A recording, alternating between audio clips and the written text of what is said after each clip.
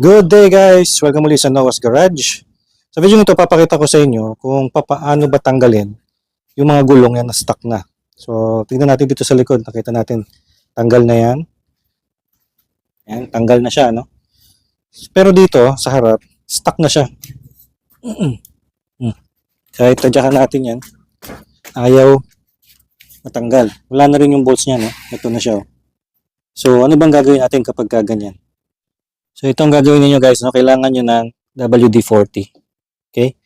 So sprayan natin yung pinaka wheel niya, yung pinagkakabitan para manuot siya, no? Kasi itong ang gamit ng WD-40 ay talagang penetrate siya. Penetration to penetrator para malusin yung pagkakadikit niya. Kasi matagal na hindi na tanggal ito kaya ganyan siya. Dikit na.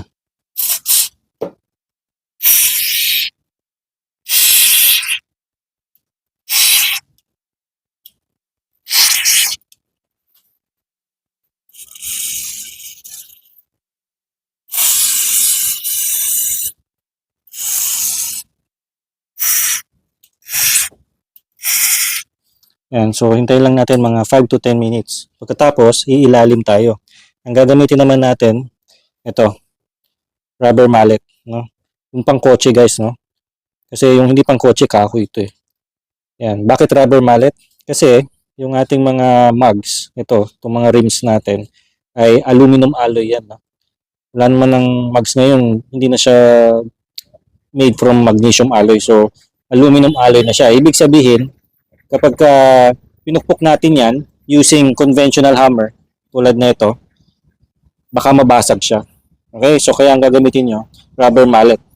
Pero ang problema, baka wala kayong rubber mallet pero meron kayong conventional hammer. Pwede rin ito, pero ang gagamitin ninyo, magsasandwich kayo ng karton, mga karton, lalagay nyo dito, bago nyo ipukpukin, haharangan nyo ng karton para hindi mabasag itong mugs ninyo, no? So, ingat lang sa pagpukpok pagka conventional hammer ang gamit ninyo.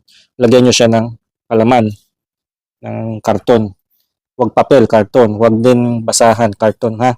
Pero since may rubber mallet tayo, ito yung papakita ko sa inyo procedure.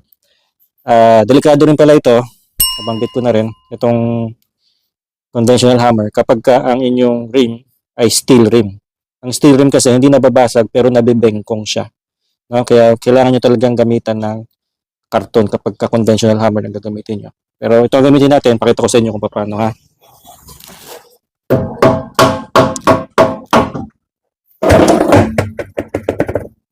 Ayun, natanggal.